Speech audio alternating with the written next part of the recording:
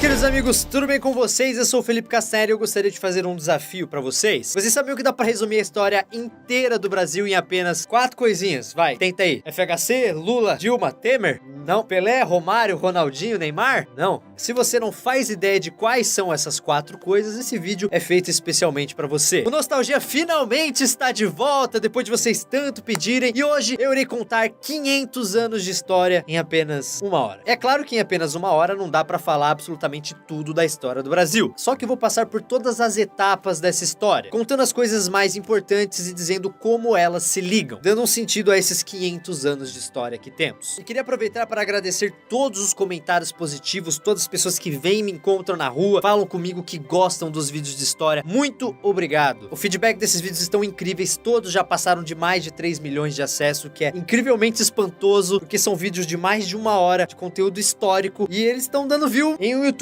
onde atualmente as pessoas preferem consumir um entretenimento mais rápido. Então é muito legal ver que eu ainda tenho meu espaço com esse tipo de vídeo. É claro, com um vídeo desse tamanho, com tanto de conteúdo, de pesquisa, de roteiro, não tem como fazer um por dia, senão ficaria uma bela de uma merda, mas eu acredito que essa demora vale a pena. É mais de 1 mês, 2 meses aí pra sair vídeos de história, mas eu tenho certeza que valem a pena. Para esses vídeos de história continuarem, é muito importante que vocês cliquem no gostei e compartilhem esse vídeo, se inscrevam aqui no canal, porque eu dependo desse feedback pra continuar produzindo. Então, muito obrigado de coração. E aproveitando a ocasião, gostaria de anunciar, estreia a série O Guia Politicamente Incorreto da História do Brasil, do History Channel na televisão, apresentado por mim, por Felipe Castanhari. A história do Brasil é meio assim. Cada período se conta de um jeito. Ela é riquíssima em inventar personagens. É o complexo de vira-lata. Ok, agora vamos para o que importa. Eu vou falar de história de uma maneira politicamente incorreta. É no History. Em breve no History.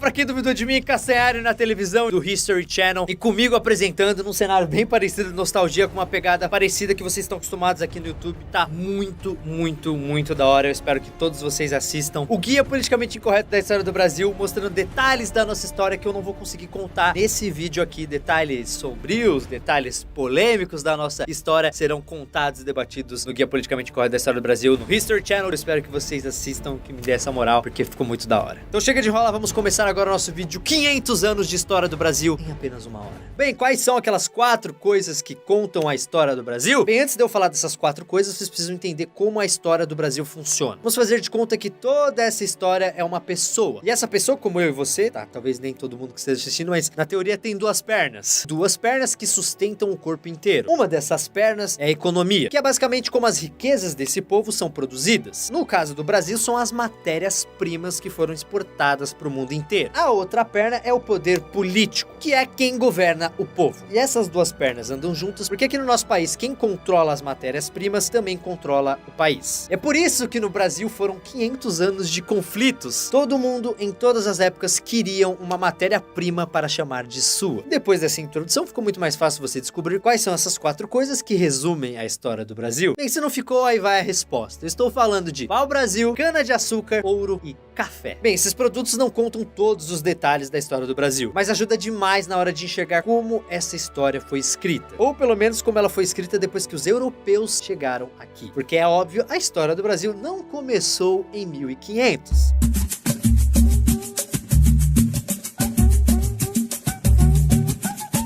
Todo mundo sabe que já existia gente aqui no Brasil antes dos portugueses chegarem. Existem sítios arqueológicos que mostram que os primeiros brasileiros são muito antigos. Tem alguns estudos que mostram que essa galera começou a aparecer por aqui mais ou menos 45 mil anos atrás. O Parque Nacional da Serra da Capivara está no sudeste do estado do Piauí. O local tem mais de 400 sítios arqueológicos e guarda a maior concentração de pinturas rupestres do mundo.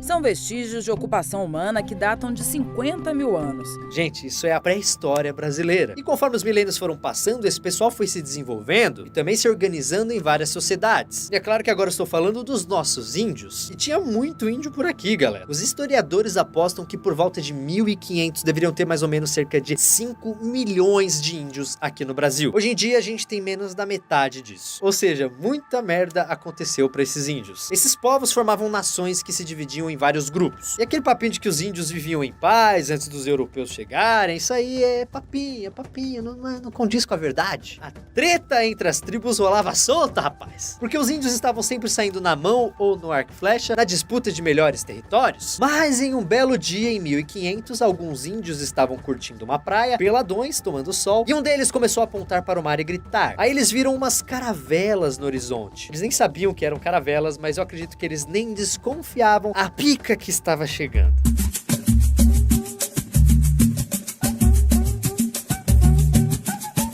No final do século XV, ou seja, por volta de 1500, os produtos mais valiosos da Europa eram especiarias das Índias, que era como os europeus chamavam a região do Oriente. Então todo mundo queria ter rota direta com as Índias para poder comercializar esse tipo de produto. Então os navios que saíam da Europa tinham a missão de abrir rotas comerciais e também de conquistar terras novas. Nessa época, quem mandava ali pelos mares e oceanos era Portugal e Espanha. E eles brigavam tanto por causa do controle dos oceanos que até o Papa teve que entrar em campo e ajudar a fazer um acordo que dividia o mundo entre os dois. Esse é o famoso Tratado de Tordesilhas, que foi feito logo depois da descoberta da América. Os caras abriram um daqueles mapas cheios de desenho de monstros marinhos que usavam naquela época e traçaram uma linha que ficava entre o arquipélago de Cabo Verde e as ilhas que Cristóvão Colombo tinha descoberto no Caribe. Todas as terras para a direita dessa linha seriam portuguesas e as terras para a esquerda seriam da Espanha. E foi com esse tratado no bolso que uma enorme frota de caravelas portuguesas, liderada e comandada por Pedro Álvares Cabral, chegou aonde hoje fica o estado da Bahia, em 22 de abril de 1500.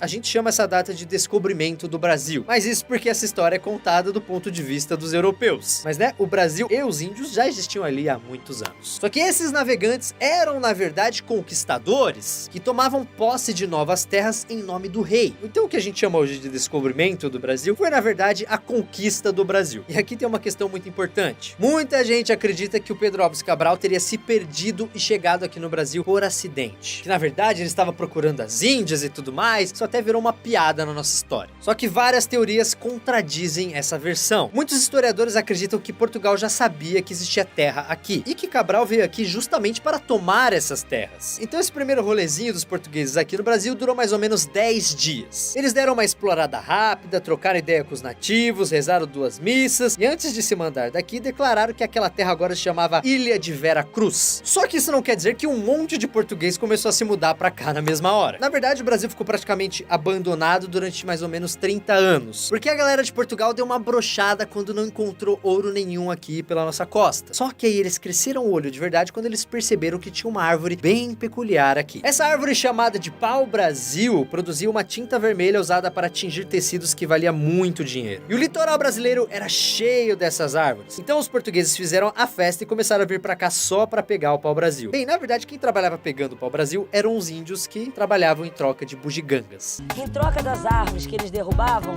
eles recebiam machados de ferro. Os índios daqui passaram da idade da pedra para a idade do metal instantaneamente. E assim, eles podiam derrubar mais árvores e ganhar mais machados para derrubar mais árvores. E isso, é claro, mudou o nome do nosso país. A Ilha de Vera Cruz já tinha virado Terra de Santa Cruz. Mas, por conta dessas árvores, o nome mudou para Terra do Brasil, até virar apenas Brasil em 1527. Só que aí o que aconteceu? Outros povos, como os franceses, começaram a vir para o Brasil para roubar o nosso pau-brasil. Só que aí Portugal se ligou que a única maneira de impedir isso seria mandando gente para cá. Na verdade, esse medo de perder a terra foi um dos motivos que fez Portugal colonizar o Brasil. Os caras não tinham mais tanto lucro no comércio com as Índias e perceberam que o pau-brasil do litoral estava acabando. Aí eles decidiram ocupar a terra de uma vez. Ou seja, Portugal começou a colonizar o Brasil porque eles não tiveram escolha.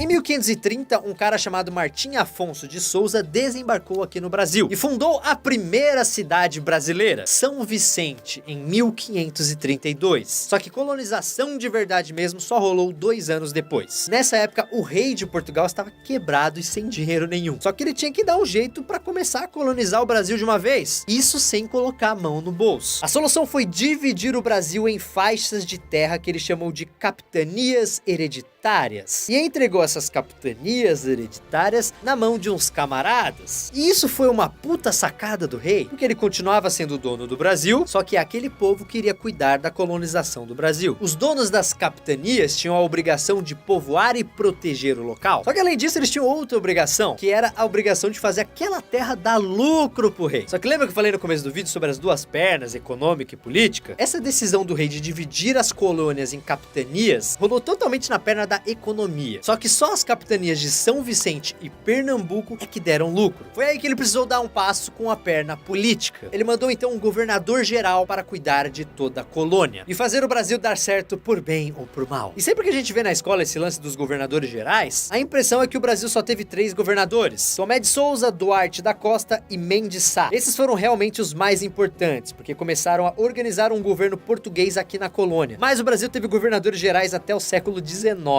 E como o primeiro deles, chamado Tomé de Souza, tinha que construir um centro administrativo aqui na colônia, ele fundou então a cidade de Salvador, que se tornou a primeira capital do Brasil. Nessa época chegaram também os primeiros padres jesuítas. E aí a gente precisa conversar um pouquinho sobre religião, que também é muito importante na história do Brasil, porque tudo isso rolou no século XVI. E nessa época a Igreja Católica ficava de mãos dadas o tempo inteiro com Portugal e Espanha. Aonde um ia, a igreja ia atrás. A igreja incentivava todas as grandes navegações dessa época, porque sabia que os nativos desses lugares poderiam se tornar católicos. Ou seja, os reis europeus queriam conquistar novas terras e a igreja queria conquistar novos fiéis. E é aí que entram os jesuítas, que vieram pra cá com o objetivo de catequizar os índios. Ou seja, o cara ia até a tribo e mostrava uma bíblia para o índio dizendo que, ó, agora é nisso aqui que você vai acreditar, querido. E deixa eu perguntar uma coisa pra vocês. Olhem essa espada aqui.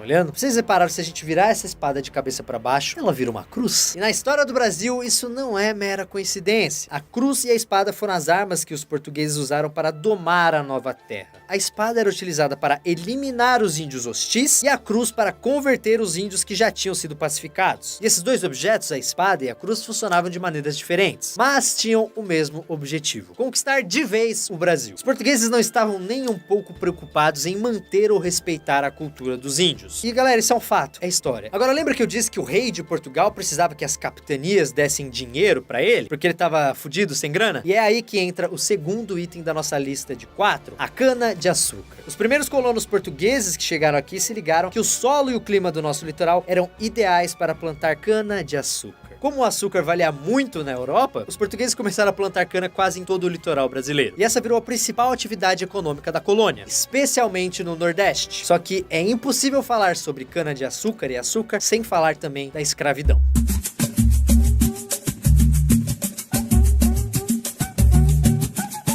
É impossível contar a história do Brasil sem falar de escravidão. E quando a gente pensa nisso, imagina logo os escravos africanos. Só que o problema é ainda mais antigo. A verdade é que a escravidão já rolava solta aqui. Desde o começo da colonização, os índios foram escravizados pelos portugueses. E muitas vezes a única salvação dos índios eram os jesuítas, que protegiam os nativos convertidos dentro das missões que eles montavam. Então aí você vê como a situação do índio estava bem ruim, porque ou ele se convertia ou ele era escravizado. Só que é lógico, os índios que eram escravizados não aceitavam isso de jeito nenhum. Então rolavam verdadeiras guerras. E como eles conheciam o território melhor que os colonos, eles escapavam com muita facilidade e sumiam no meio do mato. Então, como estava difícil manter os índios escravos, a solução que eles encontraram foi de trazer escravos africanos. Isso rolou mais ou menos em 1550, quando as plantações de cana começaram a crescer. E como as fazendas eram enormes, os portugueses precisavam de mão de obra para dar conta de tanta produção. Só que também esse não foi o único motivo. Aumentar a produção da cana, claro, era importante. Só que o lance mesmo é que o tráfico de escravos era uma das coisas mais lucrativas naquela época. E os países europeus ganhavam fortunas com isso. Pra vocês terem uma ideia como a venda de escravos era uma parada lucrativa, a grana que os países europeus ganhavam vendendo escravos nessas colônias era maior do que o lucro que vinha dos produtos cultivados nessas mesmas colônias. Ah, e os portugueses eram bem empenhados nisso. Na época em que eles pisaram no Brasil, eles já eram os reis do tráfico dos escravos no Atlântico, e todo comerciante de escravos pagava impostos para o rei. Então, quando o Brasil começou a ser colonizado, era só uma questão de tempo até que os africanos aparecessem aqui. Entre os séculos 16 e 19, mais de 10 milhões de escravos africanos vieram para a América, e quase 40% deles para o Brasil. Eles eram capturados no interior da África por tribos inimigas, vendidos no litoral para europeus e transportados como mercadorias em navios negreiros. E tem um detalhe aí, quando a gente pensa em escravos, a gente imagina logo um engenho de açúcar, com um grande poderoso senhor do engenho, dono do lugar, observando sua multidão de escravos trabalhando para ele. No começo era assim, só que até o final da escravidão, o negócio chegou no ponto onde basicamente todo mundo tinha escravo. No século XIX, famílias que não eram ricas tinham pelo menos 2 escravos, e até mesmo escravos que tinham comprado sua liberdade possuíam escravos. Quando a gente olha isso hoje, a gente vê que esse era um sistema completamente escroto. E é óbvio que essa parte da história ajuda muito a explicar parte do preconceito racial que temos hoje em dia em nossa sociedade. É, galera, não tenho o que argumentar, é história.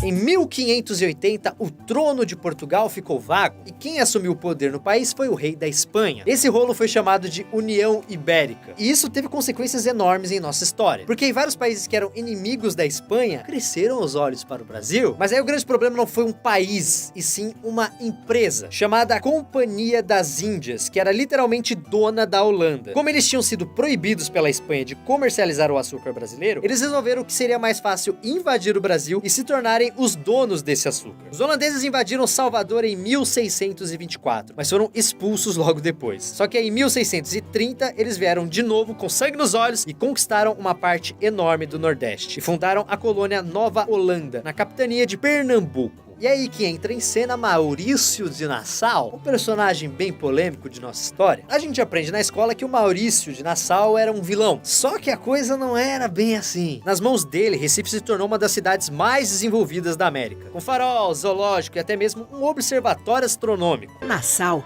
era um nobre do período renascentista, apaixonado por letras, ciências e artes. Recuperou a agromanufatura do açúcar e mudou a história da capitania de Pernambuco.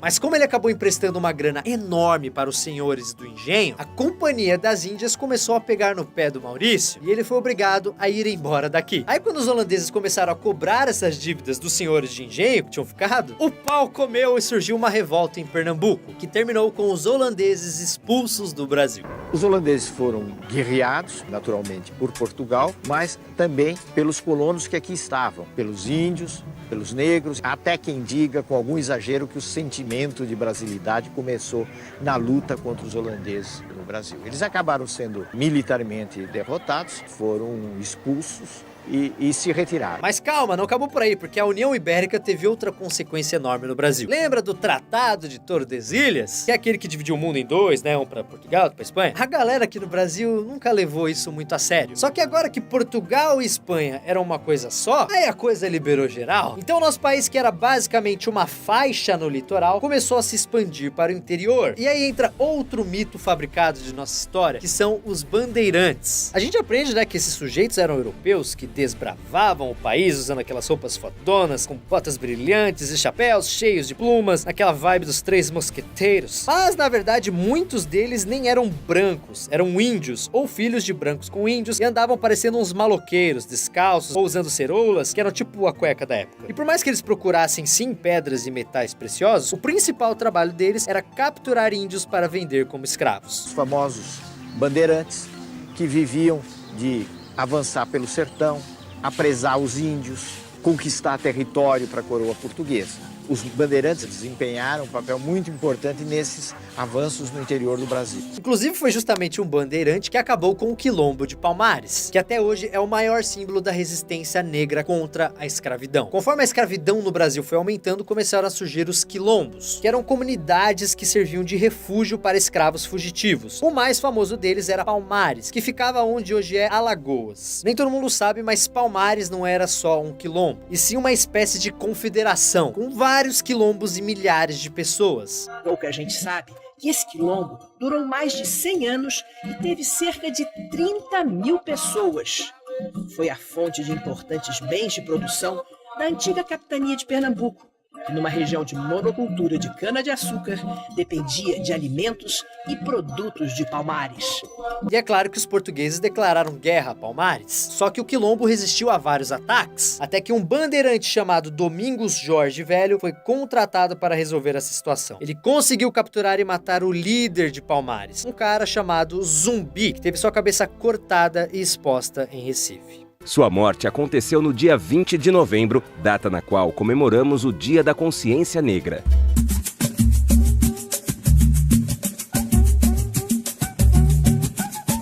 No final do século XVII, a produção de açúcar estava em crise. Isso rolou por causa da concorrência dos ingleses, holandesas e francesas no Caribe. Inclusive, esse problema do açúcar causou a Guerra dos Mascates, lá em Pernambuco. Os senhores de engenho que moravam em Olinda não tinham mais tanta grana, mas queriam continuar mandando na região. Só que no meio do caminho tinham os mascates, que eram os comerciantes portugueses de Recife que ficavam cada vez mais ricos e queriam mais poder político. E aí começou a treta. E essa é a coisa mais comum na história. Quem tem grana quer poder, e quem tem poder não quer largar o osso. E essa briga só terminou quando Portugal resolveu ficar do lado dos comerciantes portugueses, é óbvio. Isso era um sinal de que a era do açúcar estava começando a acabar. Só que todo mundo estava de olho mesmo, era nas minas de ouro e pedras preciosas que tinham sido descobertas no interior do Brasil. Em Portugal, multidões se aglomeravam no porto para pegar o navio para a colônia, e isso mudou a cara do Brasil. No final do século XVII, tinha 300 mil colonos morando aqui. 100 anos depois, esse número tinha pulado para 3 milhões. O Brasil do açúcar era todo agrícola, mas o ouro começou a criar uma sociedade urbana, com vilas e pequenas cidades. A cara do Brasil estava mudando mais uma vez, e a economia na região sudeste cresceu tanto que em 1763, a capital da colônia mudou para o Rio de Janeiro. Se não produziu, se não gerou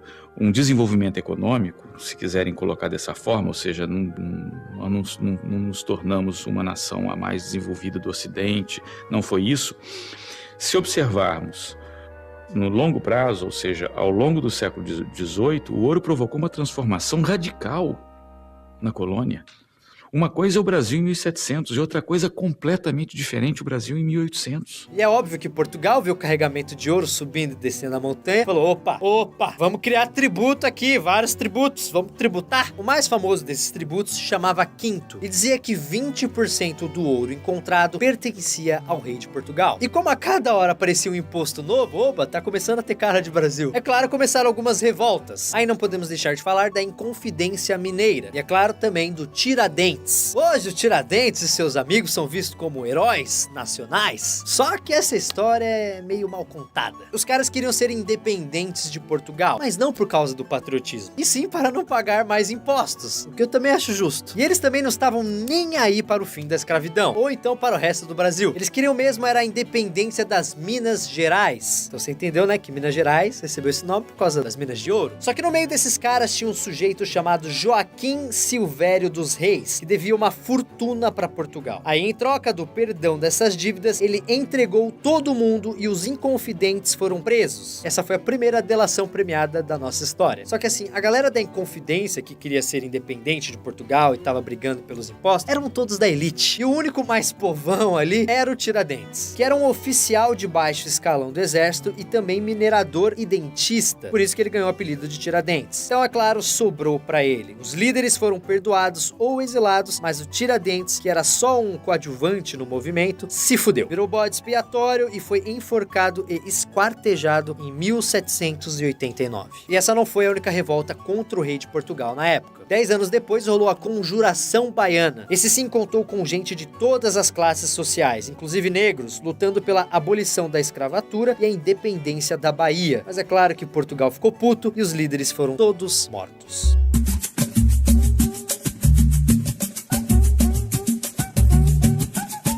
No começo do século XIX, um francês chamado Napoleão Bonaparte tocou o terror na Europa. E acredite se quiser, isso também mudou a história do Brasil. Os grandes inimigos do Napoleão eram os ingleses. E como Portugal era aliado da Inglaterra, Napoleão invadiu Portugal, foi um salve-se quem puder no meio da madrugada e a família real portuguesa fugiu para o Brasil. Eles vieram com toda a corte, então foram milhares de pessoas que desembarcaram no litoral do Rio de Janeiro, em 1808. Na época da transferência da corte para o Rio, os ingleses chegaram a aconselhar Dom João a criar uma capital no centro do país, mas ele preferiu o porto mais defendido, movimentado e lucrativo da colônia, o Rio de Janeiro. E como agora a família real estava no Brasil, o príncipe regente, chamado Dom João, percebeu que era hora de dar um upgrade no Brasil. Então ele autorizou a construção de várias fábricas e fundou o primeiro Banco do Brasil, que é aquele mesmo Banco do Brasil que existe até hoje perto da sua casa. Numa esquina movimentada do Rio, nasceu o quarto banco emissor de notas do mundo, o Banco do Brasil, primeiro banco de todo o Império Português.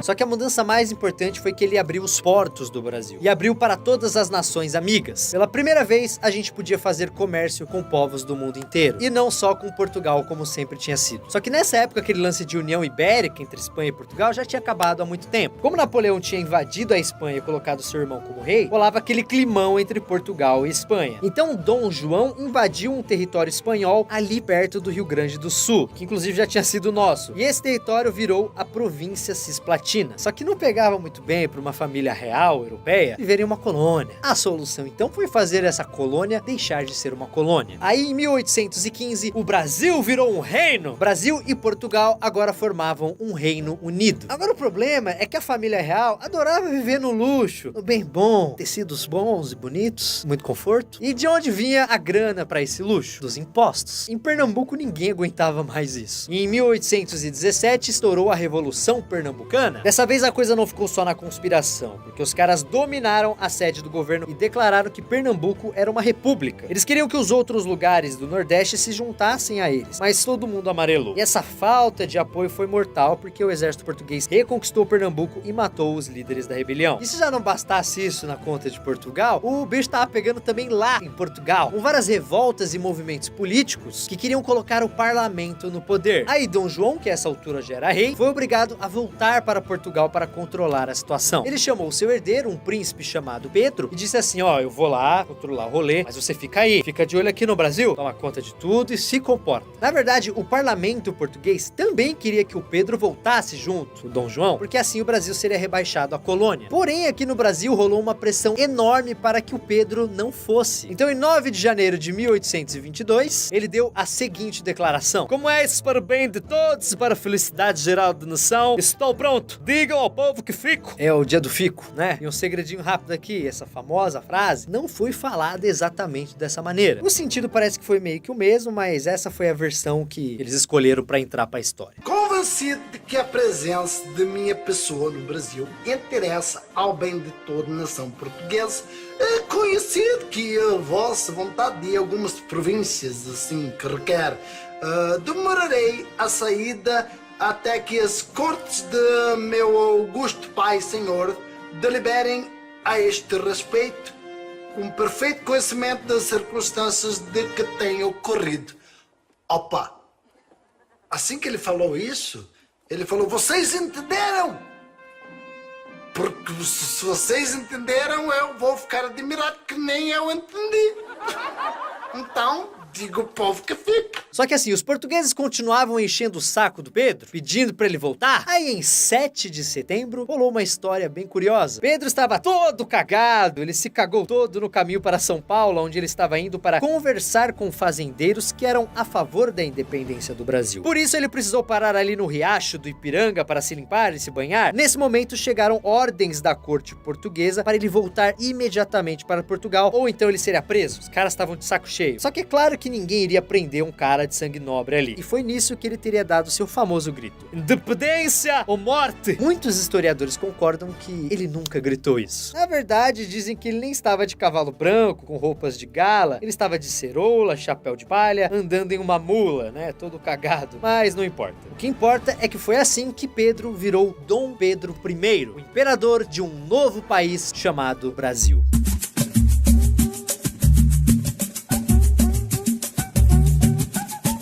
O reinado de Dom Pedro I foi, uma merda. Como a independência teve a participação e a aprovação do povo e da elite, o país até que estava bem unido. Só que isso começou a mudar quando ele convocou uma assembleia para escrever a nossa Constituição. O problema é que os membros dessa assembleia queriam que o poder ficasse na mão deles. Só que o Dom Pedro I queria que o poder ficasse claramente com ele, então ele mandou os militares dissolverem essa assembleia.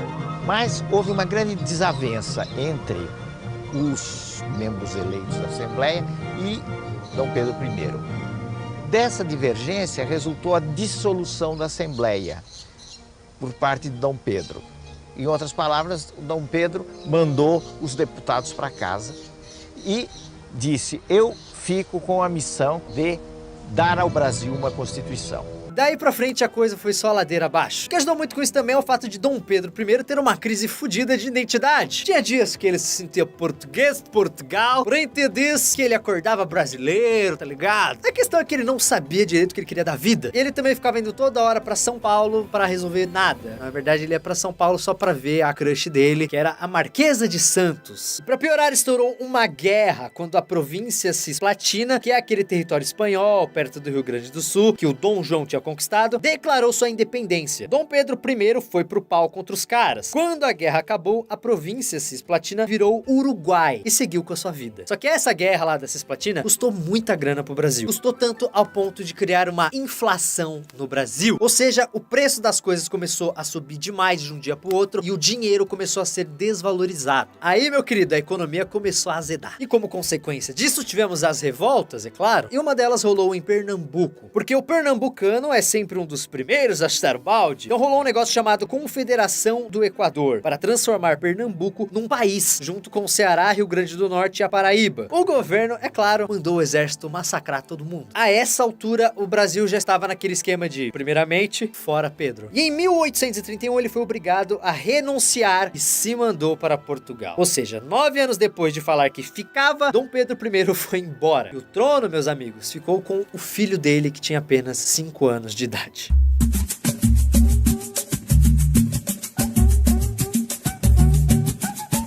Como Dom Pedro II era apenas um bebê, uma criança de 5 anos de idade, teve que rolar um plano B. E aí o país foi governado pela primeira vez por brasileiros, chamados de regentes. Uma das coisas mais importantes que ocorreram na regência foi a tentativa de descentralizar o poder no Brasil.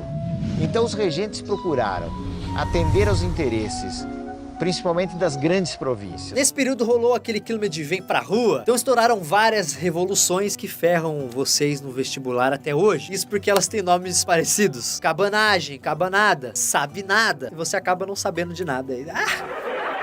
Mas uma dessas revoluções, a Guerra dos Farrapos, que rolou no Rio Grande do Sul, foi muito importante, porque os gaúchos quase se separaram de vez no Brasil. Os caras estavam se fodendo economicamente e fundaram a República Rio-Grandense. Então eles viraram uma república separada do Brasil, e foram 10 anos de batalhas até eles voltarem a fazer parte do país em 1845. Quando isso aconteceu, a gente já tinha um novo imperador, porque o que aconteceu? Os grandes fazendeiros, né, que tinham muito poder ali no Brasil, perceberam que o país iria acabar antes do Dom Pedro II ter idade para governar. Então nisso rolou o golpe da maioridade. Isso não quer dizer que deram um RG falso pro Dom Pedro II comprar bebida. Não. Isso quer dizer que ele assumiu o poder com menos de 15 anos de idade. Isso tinha tudo pra dar errado. A questão é que deu muito certo. Essas elites pressionaram no sentido de que fosse decretada antecipadamente a maioridade de Dom Pedro, que era um menino de 14 anos. E com isso, Dom Pedro foi considerado maior, subiu ao trono e começou no país o período do chamado Segundo Reinado. Lembra que eu falei no começo do vídeo, daquele lance das duas pernas, a econômica, a política, elas precisam andar juntas? Dom Pedro II fez essas duas pernas darem passos enormes. Era ele quem nomeava o primeiro-ministro. Então ele começou a fazer algo que a gente ouve muito hoje em dia: a alternância de poder. Primeiro, ele escolheu o representante de um grupo político para o cargo. Aí quando chegava a hora de escolher o sucessor, ele pegava um cara de um grupo rival da oposição. Assim todo mundo ficava feliz e ainda assim rolava alternância de poder. E nisso, a nossa perna econômica se transformou no último item que eu falei lá no começo do vídeo: o nosso café, que puxou um crescimento de 900% em nossa agricultura. Isso gerou tanta grana que fez São Paulo começar a se industrializar e ganhar uma nova elite econômica: os barões do café. Só que aí começou uma treta na América do Sul. Você já deve ter ouvido falar também, que foi a Guerra do Paraguai. Quem mandava no Paraguai era um ditador chamado Solano Lopes, que invadiu vários territórios do Brasil e da Argentina. Aí brasileiros, argentinos e uruguaios formaram a Tríplice Aliança e começou então a guerra. Existe uma versão bem conhecida que diz que quem estava por trás disso era a Inglaterra, que queria destruir a economia do Paraguai. Mas a grande verdade é que a Inglaterra encheu o rabo de dinheiro emprestando fortunas para a Tríplice Aliança, principalmente o Brasil. E como todo mundo sabe, ou não sabe, vai descobrir agora, Brasil junto com a Tríplice Aliança, venceu a guerra com uma grande ajuda também dos nossos militares. A questão é que a guerra foi uma grande chacina e deixou o Paraguai fudido. Solano Lopes invadiu e saqueou cidades brasileiras. Dom Pedro II quis se vingar. Dom Pedro, como se dizia na época, era uma luva de veludo escondendo uma mão de ferro. Batalhas nos rios, no pântano, contra todo tipo de adversário. E agora, o Paraguai está devastado. Em uma matança absolutamente inútil, que diezmou ao povo paraguaio absolutamente. Outra questão do reinado do Dom Pedro II que não podemos deixar de falar aqui é a luta pelo fim da escravidão. E um dos principais motivos disso não tem nada a ver com humanização, com direitos humanos, e sim com economia. A Inglaterra começou a ser contra a escravidão e começou então a capturar navios negreiros. Os ingleses começaram a se desinteressar do tráfico de escravos, não é porque eles tinham razões humanitárias, de repente, para acabar com o tráfico de escravos, mas porque a mão de obra livre começou a tornar mais interessante. Então os preços dos escravos disparou. Era mais fácil e barato trazer europeus pobres para trabalhar em suas plantações do que ficar comprando escravo. Nisso rolou o boom da imigração. Inclusive em uma dessas imigrações estava meu tataravô, que veio da Itália, e anos depois minha avó, que veio de Portugal. Por que essa imigração? Na Europa existiam condições de pobreza que levavam as pessoas a quererem, como se dizia na época, fazer a América. Isso de um lado. Do outro lado, porque os fazendeiros de café necessitavam de mão de obra com o fim da escravidão. E é aí que a cara da população brasileira começou a mudar. Outro motivo para o fim da escravidão foi político, porque politicamente era uma vergonha o Brasil ser o último país do mundo a ter escravos negros. Então vários setores da sociedade resolveram mudar isso. A escravidão começou a ser diminuída gradualmente, com várias leis criadas a partir de 1850. Mas foi só em 1888, a data fácil de lembrar, 1888, aí cai na prova, com a Lei Áurea, sancionada por Princesa Isabel, filha de Dom Pedro II. Aí sim, ela foi abolida totalmente. Só que com isso, uma multidão de escravos foi libertada no Brasil inteiro. E sabe qual foi o programa do governo para inserir essa galera na sociedade? Nenhum. Foi tipo, ó, você tá livre aí, pega essas coisas, você não é mais escravo, mas se fode aí. O quê? Você não tem casa pra ir? Ah, o que eu posso fazer? O que é que aconteceu? O negro ficou relegado a atividades marginais, ao quase desemprego, a uma situação de subemprego muito desvalorizada, vítima de um preconceito bastante pesado, também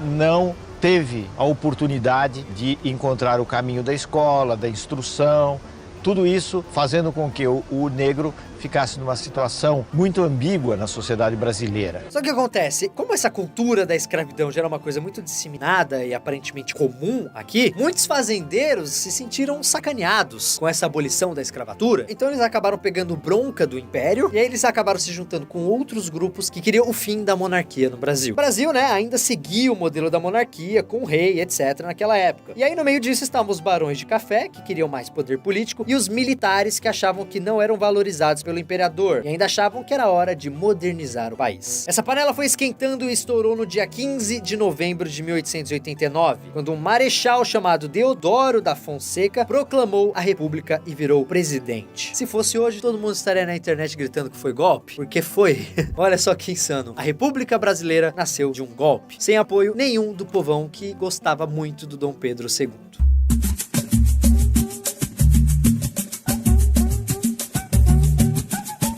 Agora, não é só porque o Brasil tinha virado uma república que o país ficou exatamente democrático. Como o Deodoro não conseguia governar por falta de apoio, ele fechou o Congresso. Começaram os protestos e quando um almirante ameaçou bombardear o Rio de Janeiro, que era a capital na época, o Deodoro renunciou. Resumindo, o nosso primeiro presidente não foi eleito democraticamente, deu um golpe e sequer terminou o seu mandato. Nossa república começou muito bem. Depois que ele renunciou, quem assumiu foi outro marechal, Floriano Peixoto, que lidou com essas revoltas de uma maneira muito simples. Mete a porrada neles! É por isso que esse começo de nossa república é chamada de República da Espada. De todos os conflitos nessa época, dois foram muito importantes. Uma é a Revolução Federalista, com os gaúchos querendo mais poder político. Essa treta rolou em todos os estados da região sul e deixou 10 mil mortos. O outro rolou na Bahia. Tinha um cara chamado Antônio Conselheiro, que era um líder religioso que usava manto e uma barba enorme, tipo um Henrique Cristo revolucionário. Ele fundou um povoado chamado Canudos, que era uma sociedade onde todos eram iguais. É claro que o governo falou que não podia ter aquilo popular. A igreja claramente disse que era um absurdo e os fazendeiros do Nordeste concordaram que alguém tinha que acabar com aquilo. Aí começou a Guerra dos Canudos. E adivinha se o exército não fez mais uma chacina? Só que a coisa mais importante do início de nossa república foi a política dos governadores. Isso era tipo um acordo com os governadores de cada estado que funcionava mais ou menos assim. Eu, presidente, não me envolvo nos assuntos do seu estado e em troca você apoia o meu governo. Com isso, os grandes fazendeiros, que eram chamados de coronéis pelo povo, começaram a mandar ainda mais em seus estados, porque eram eles os governadores dos estados. E isso ficou conhecido como coronelismo e foi a alma da nossa república velha. Aí vem uma história legal. No meio desses coronéis, os que mais mandavam eram os de São Paulo e Minas Gerais. E nisso surgiu a famosa política café com leite, termo que você deve conhecer do café com leite, que você vai entender agora como ele surgiu. O esquema era mais ou menos assim. Vamos dizer que o presidente é paulista. Aí quando acaba o mandato, ele apoia o candidato de Minas, que vira presidente. Quando acaba o mandato do cara de Minas, ele apoia outro paulista. E é por isso que, tirando um gaúcho e um paraibano, todos os presidentes entre 1894 e 1930 eram paulistas ou mineiros. Quem não curtia muito bem isso eram os militares. E aí rolou o tenentismo. E foram várias revoltas organizadas por tenentes e capitães. Uma dessas revoltas foi a Coluna Prestes, que era um exército enorme marchando pelo país para colocar o povo contra o governo. Só que, na verdade, quem acabou com o domínio dos paulistas e mineiros na política foram os próprios paulistas. Em 1930, o presidente do Brasil era um cara chamado Washington Luiz, que era de São Paulo. Pelo acordo café com leite, o sucessor deveria ser um cara mineiro. Só que Washington Luiz resolveu apoiar do nada outro paulista. Os mineiros ficaram prostitutos e resolveram então apoiar os gaúchos, que tinha um cara lá que queria ser presidente. Rolaram as eleições e ela foi vencida pelo candidato paulista. Porque, né? A verdade é que ela foi roubada. Passaram a mão na eleição. E nisso, é claro, rolou a confusão. O Brasil virou um grande barril de pólvora, né? Um vespeiro pronto para estourar, pronto para as vespas saírem para todos os lados. E nisso começou a Revolução de 30. O nosso amigo gaúcho entrou num trem e foi para o Rio de Janeiro, apoiado pelo povo e pelos militares do tenentismo, e tomou o poder do país. E o nome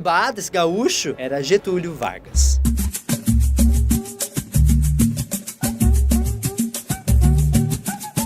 O Getúlio virou presidente prometendo que seu governo seria provisório e que o povo iria eleger uma assembleia constituinte e que o Brasil logo voltaria a ser uma democracia. Beleza! Só que o tempo foi passando e nada de eleição. E o Getúlio ali cada vez ganhando mais poder e apoio do povo. E isso aconteceu muito porque ele se preocupava com as reivindicações dos operários das grandes cidades e criou também os direitos trabalhistas que não existiam no Brasil. Mas Getúlio não fazia isso porque ficava sem dormir, preocupado com o povo brasileiro. Ele fazia isso justamente para conseguir apoio popular, porque o lance de Getúlio era uma coisa chamada populismo. Sabe aquele político carismático que diz que vai resolver todos os problemas num passe de mágica, vou resolver a educação, a saúde, a porra toda. Isso daí é populismo. E Getúlio era mestre nisso. Tanto é que ficou conhecido como o pai dos pobres. Mas a eleição mesmo não rolava. Foi então que em 1932 explodiu uma revolução em São Paulo para convocar de vez a eleição de uma Assembleia Constituinte e tirar o Getúlio do poder. Essa guerra foi muito violenta e durou 3 meses, até que os paulistas no poder se renderam e falaram: tá bom, mano, tá bom, vamos fazer uma nova Constituição, caralho. Vargas e seus aliados acusaram São Paulo de separatismo e, com sucesso, conseguiram isolar e vencer os paulistas. Embora derrotados, os paulistas conseguiram sua nova Constituição em 1934. Só que foi um ano depois só, em 1933, que o povo realmente elegeu uma Assembleia Constituinte para finalmente escrever uma nova Constituição. Essa foi a primeira eleição federal que as mulheres puderam votar e que o voto foi secreto. Mas quem achou que com a nova Constituição o presidente seria eleito pelo povo se enganou. A votação foi indireta e, é claro, elegeu Getúlio, que não queria nem fudendo largar do poder. A coisa mais importante da Constituição de 1934 foi a instituição do voto secreto. Essa Assembleia, depois que se reuniu e aprovou a Constituição, foi ela mesma quem elegeu presidente da República por voto indireto, o Getúlio Vargas.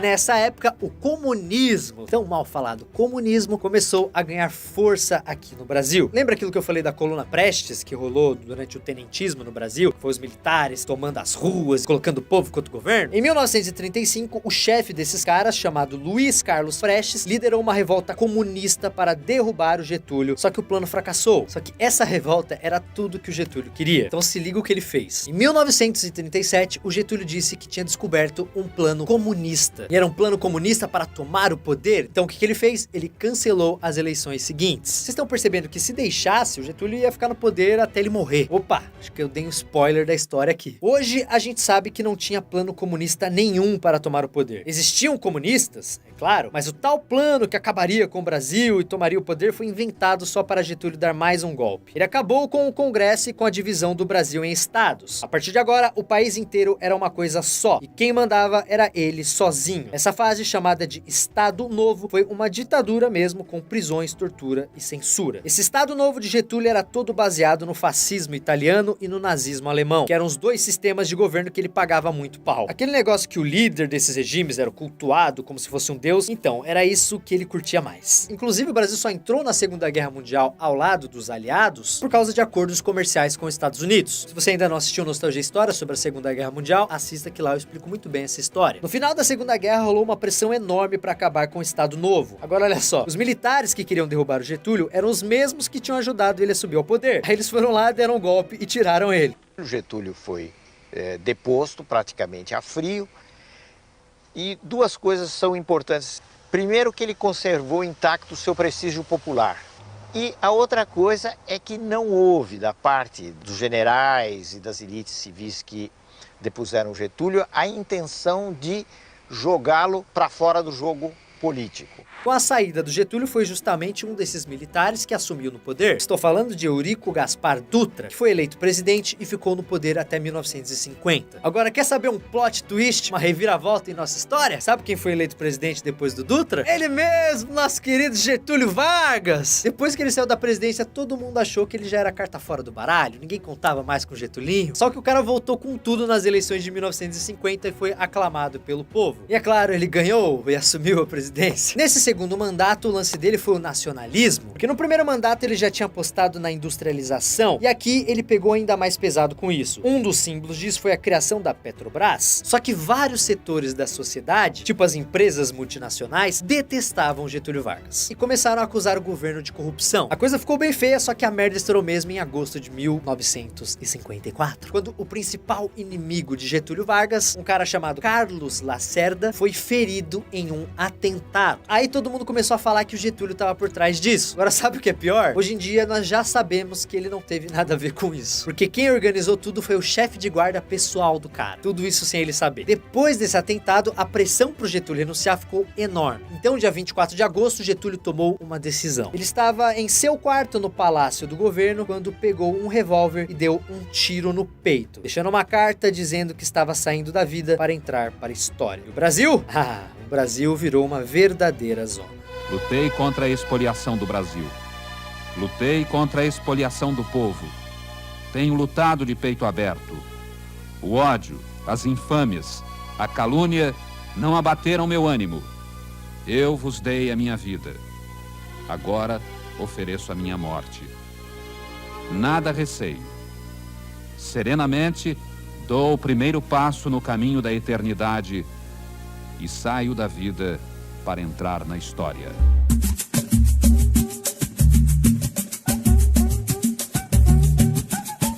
Depois de Getúlio, o Brasil ganhou um presidente populista atrás do outro, cada um do seu jeito. E o resultado disso é que depois de 10 anos, o Brasil virou um caos. O primeiro deles foi um cara chamado Juscelino Kubitschek. A oposição tentou impedir o Juscelino de assumir, mas o exército garantiu a posse dele, que ficou conhecida pelo slogan 50 anos em 5. Ele apostou totalmente no desenvolvimento do Brasil e continuou com o lance da industrialização, só que com outra pegada, abrindo de vez as portas para empresas multinacionais. Mesmo com uma difícil situação econômica herdada dos governos anteriores, dá partida ao plano de metas. O lema 50 anos de progresso em 5 de governo encabeçava as 30 metas divididas em 6 grandes áreas: energia, transportes, alimentação, indústrias de base, educação e a construção de Brasília. Juscelino Kubitschek deixou 2 legados. O primeiro foi a construção de Brasília, que havia se transformado na nova capital do Brasil. Em 21 de abril de 1960, Juscelino Kubitschek inaugura Brasília, a nova capital do Brasil. Sonho dos Inconfidentes de 1799 tem nesta realização de 1960 a sua etapa derradeira, pois agora encontra o Brasil o seu verdadeiro destino, e poderá caminhar mais solidamente para a completa emancipação. O segundo legado foi uma inflação absurda, porque ele já tinha pegado o país numa situação econômica meio complicada. E construir uma cidade inteira do zero para torná-la capital não ajudou muito com as contas do nosso país. Ainda mais com toda a corrupção das empreiteiras, que rolou solta por debaixo do pano. Também como esse negócio das empreiteiras não é uma coisa nova, isso já vem de anos aqui no Brasil. Em 1961, o primeiro presidente que tomou posse em Brasília foi um sujeito chamado Jânio Quadros, que prometeu varrer a corrupção. O nome escolhido foi o do mato-grossense Jânio Quadros, do Partido Trabalhista Nacional, o PTN, que havia sido anteriormente prefeito e governador de São Paulo.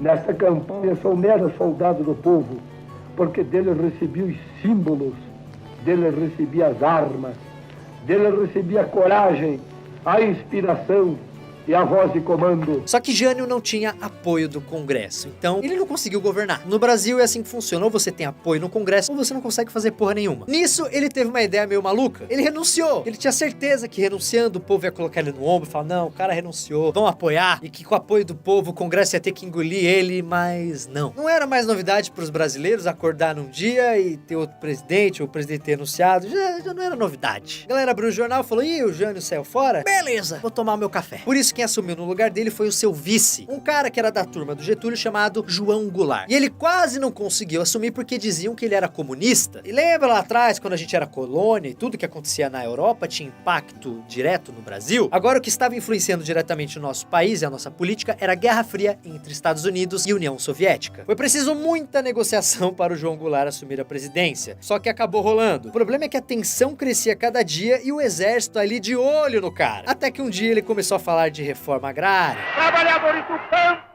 já poderão então ser concretizada, embora em parte, a sua mais sentida e justa reivindicação, aquela que dará um pedaço de terra pátria para ele trabalhar, um pedaço de terra para ele cultivar. E se o João Goulart tivesse assistido esse Nostalgia na época, ele saberia que os fazendeiros sempre tiveram muito poder, como vocês perceberam. Eles eram os donos do café, eles eram os donos da porra toda. E é claro que citar uma reforma agrária iria emputecer muito esses caras. Então é lógico que ia dar merda. Lembra aquela galera do exército que fez o tenentismo? Esses caras agora já eram todos generais. Então eles resolveram que era hora deles arrumarem o Brasil de vez. E eles realmente acreditavam nisso. Eles tinham um puta nacionalismo e uma vontade de melhorar o Brasil. Foi então que em 1964 eles derrubaram o presidente com o apoio de toda a classe conservadora e a maior parte da imprensa, e assumiram de vez o poder.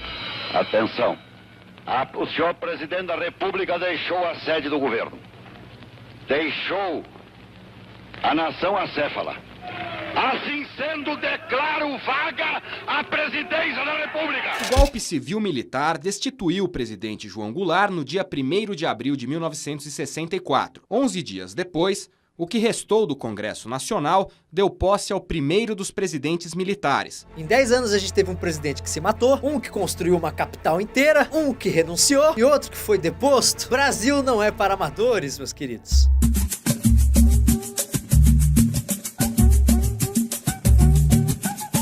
Galera, aqui nesse vídeo eu vou contar bem rapidamente, bem resumido como foi o regime militar, porque já rolou um Nostalgia História só sobre isso, botando todos os detalhes, todos que passaram pelo poder, detalhes de cada um deles, enfim, assista lá o Nostalgia História sobre o regime e ditadura militar. Link está aqui na descrição. Bem, o governo militar começou com Castelo Branco, que subiu no poder dizendo que queria colocar o Brasil em ordem e que depois iria reestabelecer a democracia. Meu procedimento será o de um chefe de Estado sem tergiversações, no processo para a eleição do brasileiro, a quem entregarei o cargo. O problema é que dentro do exército havia um grupo chamado Linha Dura, que não queria devolver o governo até eles terem certeza que o comunismo havia sido expulsado do Brasil. Na teoria parece que, tudo bem, o cara só quer tirar o comunismo do Brasil. Mas o negócio ficou feio quando um desses caras assumiu o poder. Eu estou falando do presidente Costa e Silva. Foi nessa época que começaram a rolar os maiores confrontos entre o governo e a galera da esquerda. E esse povo da esquerda era dividido. Alguns só queriam a democracia de volta, mas outros pegaram em armas para implantar uma ditadura comunista à força, o que claramente não ajudaria o país em nada. Uma dessas guerrilheiras, né, era Dilma, que você conhece muito bem. O negócio pegou fogo de vez quando rolou o AI-5, o Ato Institucional 5, que basicamente dava poder total ao governo. Aí a repressão ficou insana. Essa época ficou conhecido como Anos de Chumbo e piorou ainda mais com o presidente seguinte, chamado Emílio Médici. Depois de Médici foi a vez de Ernesto Geisel, e esse cara não era da linha dura, então a coisa começou a dar uma maneirada. A repressão ainda era pesada, só que menos insana do que os anos de chumbo. E no final dos anos 70, tivemos nosso último presidente militar, João Figueiredo, que assumiu o poder. Nisso, a democracia começou a voltar para o Brasil. Só que, é claro, isso foi rolando bem devagarzinho. No final do mandato do Figueiredo, o Brasil inteiro foi às ruas pedir a eleição direta para presidente, as famosas diretas já. E adivinha só? Elas nunca rolaram. O primeiro presidente civil desde 1964, um cara chamado Tancredo Neves, foi eleito pelo Congresso. Só que dessa vez isso não teve nada a ver com golpe militar ou golpe comunista, fazendeiros ou portugueses. O que rolou é que Tancredo Neves ficou doente e morreu. Porque, é claro, nada é fácil aqui no Brasil.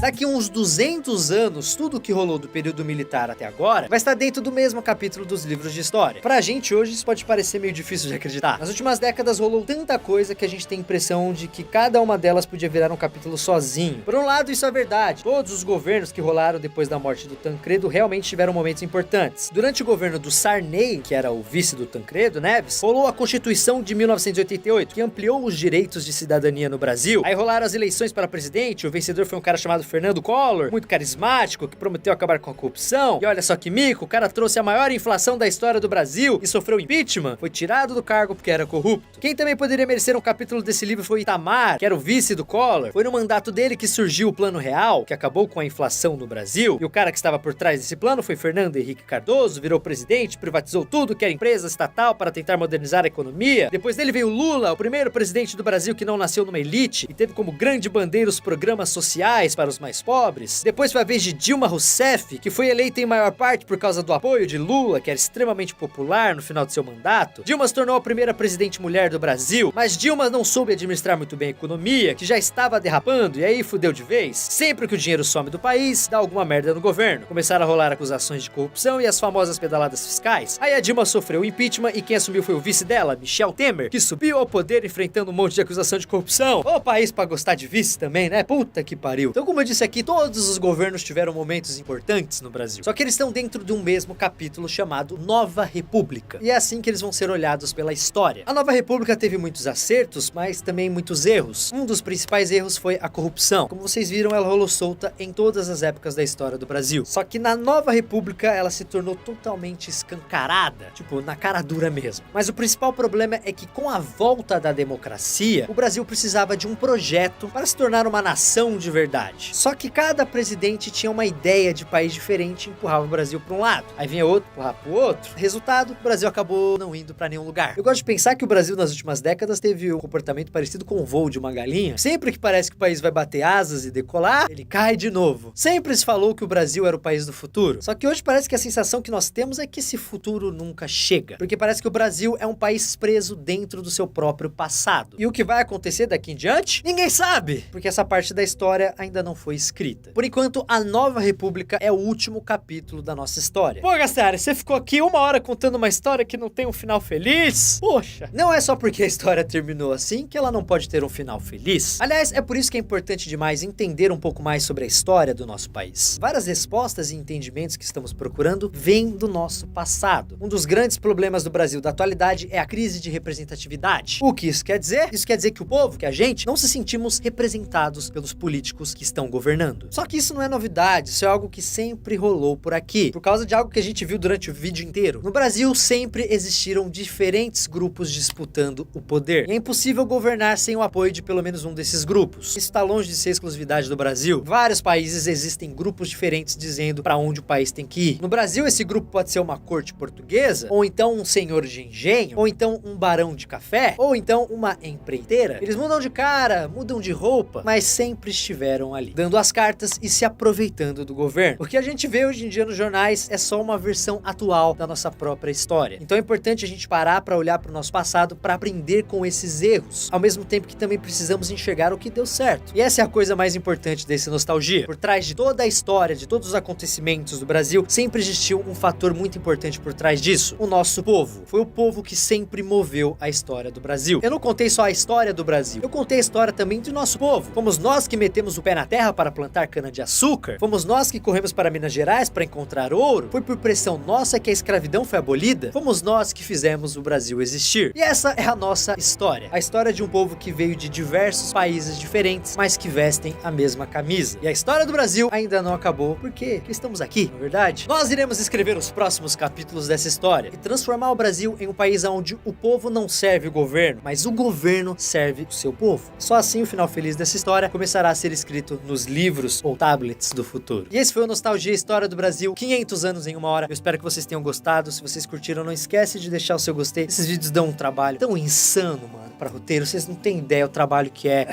Não é só roteiro, a gente tem que trabalhar com historiador, checar, rechecar a informação. É tudo muito delicado, a edição demora. Então, mano, apoie, por favor, esse tipo de conteúdo. Deixa o teu gostei, se inscreva aqui no canal, compartilhe o vídeo, comente aqui embaixo próximos temas. E obrigado pela sua audiência. Veja o último Nostalgia História, que foi sobre a Primeira Guerra Mundial. Não esqueça de entrar em nossa playlist de vídeos de história, assistir lá os vídeos de história. E obrigado pela sua audiência. Vou ficando por aqui. Tchau!